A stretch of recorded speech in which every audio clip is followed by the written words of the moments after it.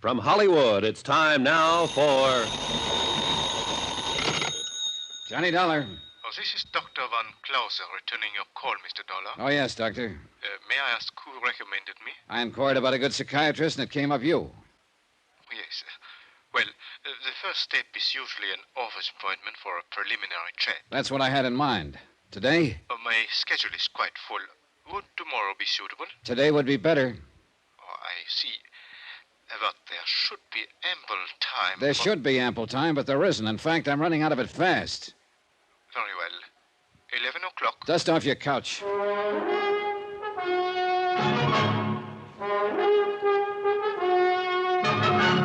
Tonight, and every weekday night, Bob Bailey in the transcribed adventures of the man with the action-packed expense account, America's fabulous freelance insurance investigator. Yours truly, Johnny Dollar.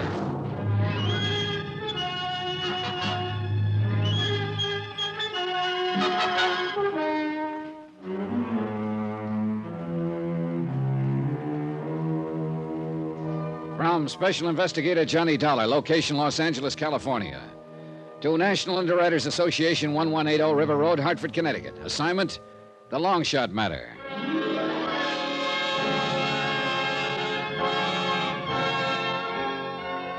Johnny Dollar, hypochondriac, complete with assorted medical advisors. I needed one of them before I even got down to the lobby of my hotel.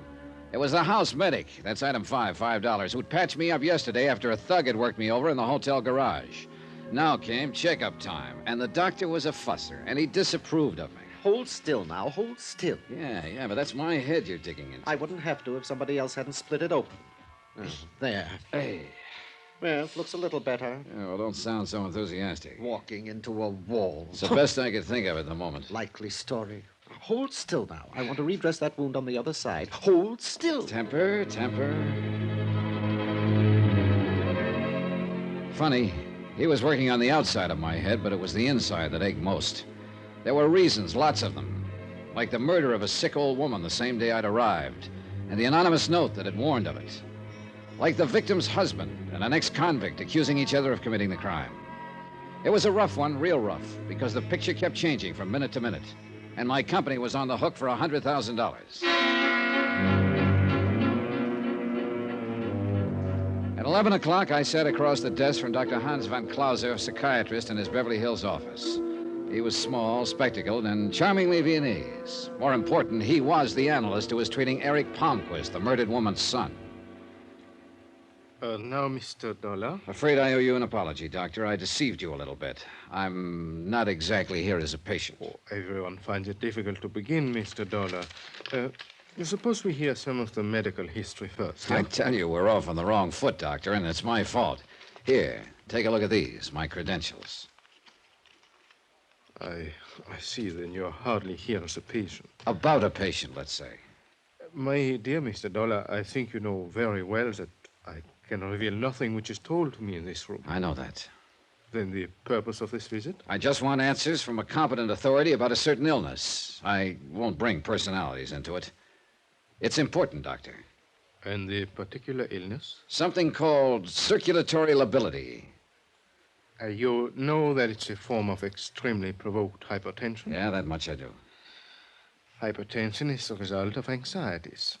The anxieties may be real or fancied, but the hypertension is very genuine indeed and very dangerous. Dangerous to the extent that a man could turn to violence, maybe kill? If sufficiently aroused, yes, it has happened. I see. Thank you. Thank you very much. Item 7, 10 cents, recklessly squandered on a phone call to my hotel to check for messages. There was one. Lieutenant Berry of the L.A. Police Department would like to see me at my convenience. Would I? I would. You get practically nowhere ignoring police lieutenants. He stared at the bandage on my head and my assorted cuts and bruises, and his opening line was quite inspired. Oh, what happened to you? Somebody was pretty fast with a gun barrel last night. Where'd it happen? Garage under my hotel. It seems he didn't like my being in town. You got a look at him? Enough. Want to go through the mug book? No, I'll catch up with him someday. Besides, whoever was paying him is the interesting one. Have it your own way.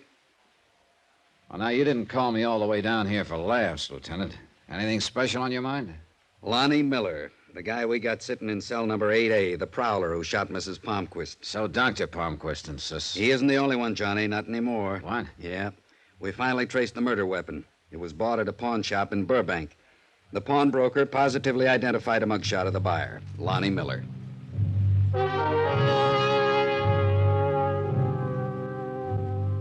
Police identification evidence is a pretty tough thing to ignore.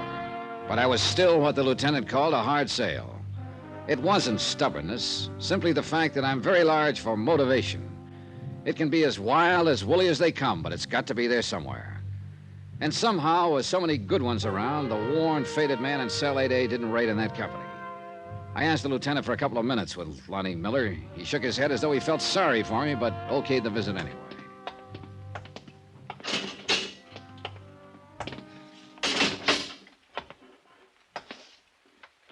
Miller? You're angry about something, Mr. Dollar. I can tell. It's in your face. Yeah. About a story you told me the other day. About Dr. Palmquist giving you a lift, keeping you around town, then using you as a patsy so he could kill his wife. You want to change any of it? You're asking if I lied, mister? Is that it? That's it. It's figured to be like this sooner or later. Goodbye, mister. Come on, Miller, talk to me. Lie? Think I'd lie to the only man who even looked like he believed me? You still haven't answered. Mister, don't you think I know I haven't got a chance? That I'm dead? I don't even care anymore. But I didn't lie. Not one word. A Burbank pawnbroker says you did. Says you bought the murder gun from him. I've never even been in Burbank, I swear to you. How could I have bought the gun? He identified a picture of you. Says you showed your driver's license as identification. Where is your license, Miller? In my wallet, downstairs. They took everything when they booked me.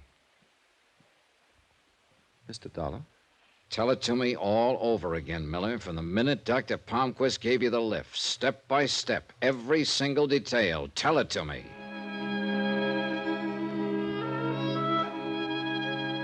He began slowly, haltingly. The words just kind of fell out of his mouth in a tired, hopeless fashion. It was the same story he told so many times now. I had reason for making him go through it. Some small, hazy idea that was tugging at the back of my brain, jagged, undeveloped, but an idea. When I left the cell, I had Miller's permission to look in his wallet. The police custodian showed it to me 5 minutes after that. The license wasn't there. Expense account item 8, 10 cents, an L.A. newspaper, 3 days old. One which played up the Palmquist killing big, contained pictures of both Dr. Palmquist, grieving husband, and Lonnie Miller, suspected killer. Purpose? To be used in backtracking. The drive down to Long Beach could have been pleasant. Sun, ocean, a relaxing type day, but not for me. Not with what was going on inside my head. Even the soft breeze coming in off the Pacific couldn't sweep the pieces together for me. Sure, for a few seconds, everything would make sense. Then, a moment later, some small fact would make the whole theory collapse. I knew one thing, though. If this whole deal was a frame, it was a great one, a work of art, something to be admired, provided your name was neither Lonnie Miller or National Underwriters. About 6 miles this side of Long Beach, I found what I was looking for, the little tacos joint where Miller claimed he and Dr. Palmquist had stopped for coffee.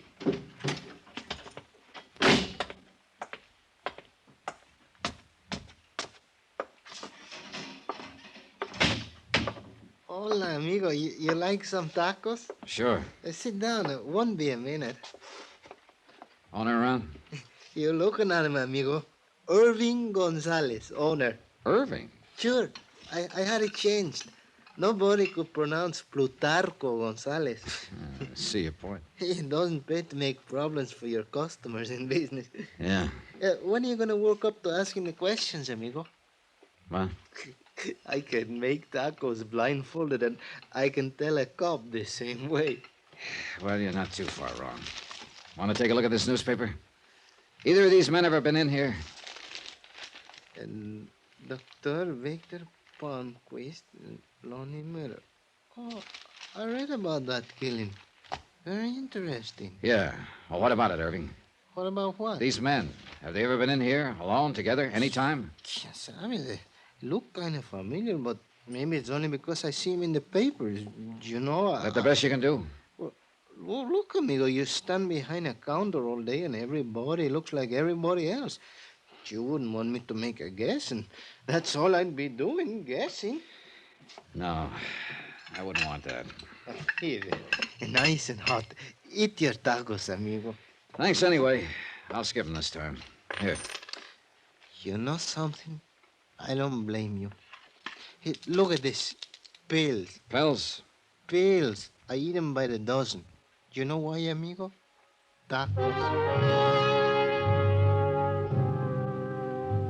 There's this about the racket. You try, you strike out, you can't waste time thinking about it. You get on to the next step. The step? Laura Considine, Dr. Palmquist's lovely alibi the night of his wife's death. Her house was only a few miles out of Long Beach. It seemed logical to head for it. I reached it about 20 minutes later, a large, old-fashioned, and seemingly deserted house on a promontory that jutted out into the Pacific. Strikeout number 2, the hostile iron fence that circled it made its point. Keep out. So I did. Trespassing applies to everyone. From where I stood, I couldn't identify the car that suddenly roared away from the back of the house, but one thing was obvious. The driver was in a hurry, and I was getting nowhere. I decided to head back to town. It happened 5 minutes later as I rounded a curve on my way back to the Pacific Coast Highway. Choice, the Pacific on one side, granite cliffs on the other. I picked the cliffs.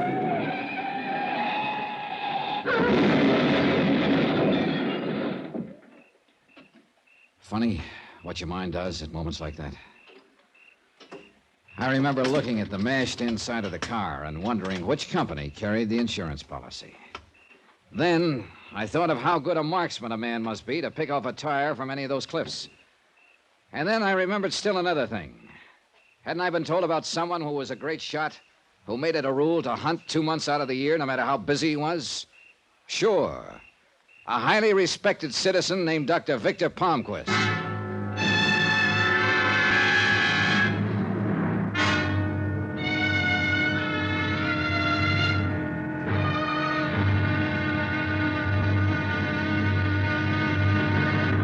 Now, here's our star to tell you about the final exciting episode of this week's story. Tomorrow, you want to hide something? Put it in plain view. Only don't go overboard on the system if you're hiding a murder. Join us, won't you? Yours truly, Johnny Dollar. Yours truly, Johnny Dollar, starring Bob Bailey, is transcribed in Hollywood. Written by Tony Barrett. It is produced and directed by Jack Johnstone. Be sure to join us tomorrow night, same time and station, for the next exciting episode of Yours truly, Johnny Dollar. Roy Rowan speaking.